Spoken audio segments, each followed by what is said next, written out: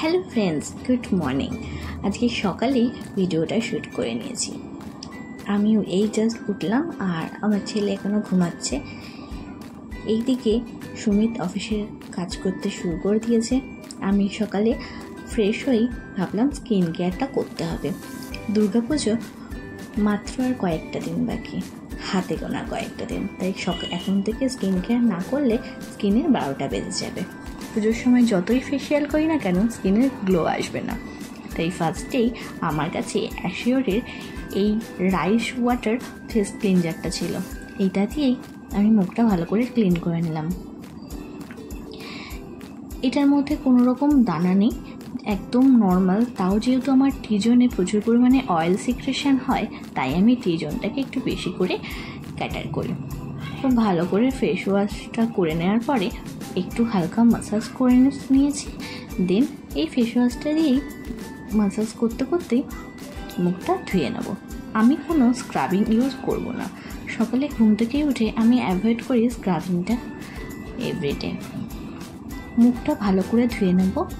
আর যেই জায়গাগুলো oil secretion বেশি হয় সেই জায়গাগুলোকে একটু বেশি করে রাব করে নেবো, মাসাজ করবো, যাতে অয়েল সিক্রেশনের পরিমাণটা একটু কমে যায়।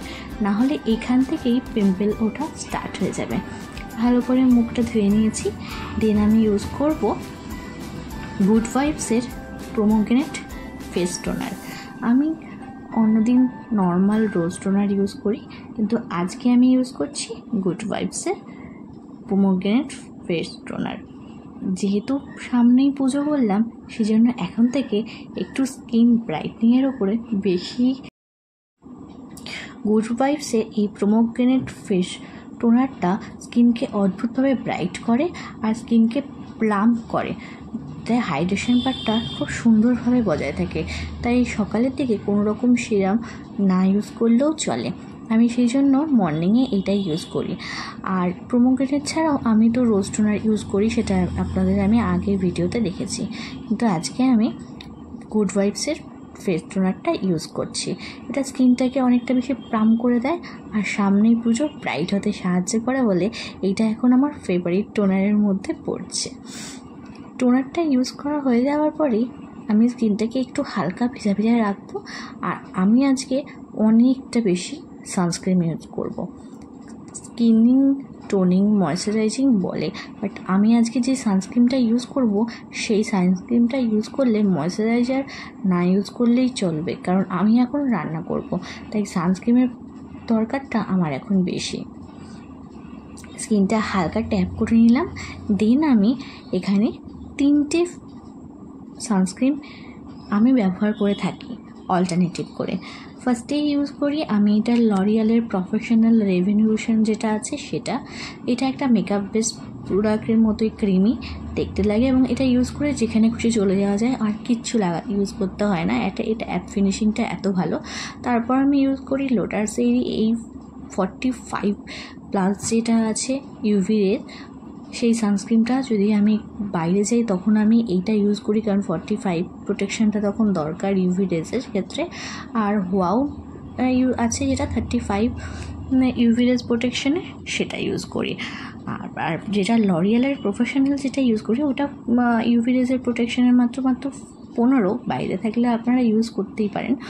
খুব সুন্দর প্রোটেকশন দেয়, একটা মেকআপ ফিনিশ দেয়, স্কিনটা হাইড্রেটেড রাখে, চকচকে রাখে আর একদম ইভেন স্কিন লাগে।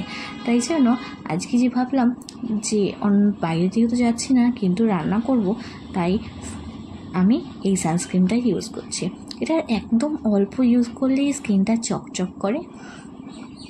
আর যেহেতু সানস্ক্রিনের মধ্যেই আমার ইউভি রেজের ব্যাপারটা ক্যাটার হয়ে যাচ্ছে, তাই আলাদাভাবে বেশি কিছু মুখে যাবে মুখটাকে ঘামাতে চাই না। কারণ এমনিতেই রান্না করতে গেলে আপনাদের কী হয় জানি না, বাট আমি ভীষণ সোয়েট করি। রান্নাঘরে তো ওইভাবে ফ্যানটা চালানো যায় না, সেই জন্য খুব সুন্দরভাবে সানস্ক্রিনটা ইউজ করে নিলাম। এবং সানস্ক্রিন ইউজ করতে গেলে এটা ভালো করে নোট করতে হবে যে সানস্ক্রিনটা যেন গলায় ইউজ করা হয় আর হাতে ইউজ করা হয়, না হলে আমাদের হাত আর মুখের মধ্যে ডিফারেন্সটা অনেকটা বেশি হয়ে যায়, কারণ হাতটা কালো হয়ে যায় এক্সপোজটা যখন হয় সেই সময়। পুজোর আর হাতে গোনা কয়েকটা দিন বাকি, তাই এখন থেকেই স্কিনের যত্ন নিলে তবেই স্কিনটা গ্লোয়িং হয়ে উঠবে। আর স্কিন গ্লো থাকলে পুজোর সময় আমরা যে কোনো ফেসিয়াল একবার করলেই স্কিনটা চকচকে হবে। তবে স্কিন যতই আমরা ফেসিয়াল করি না কেন, স্কিনের রেগুলার মেনটেনটাই সবচেয়ে বড় কথা। স্কিন যদি রেগুলার মেনটেন আমরা করি তাহলে স্কিন আমাদের গ্লোয়িং থাকবে। আজকের ভিডিও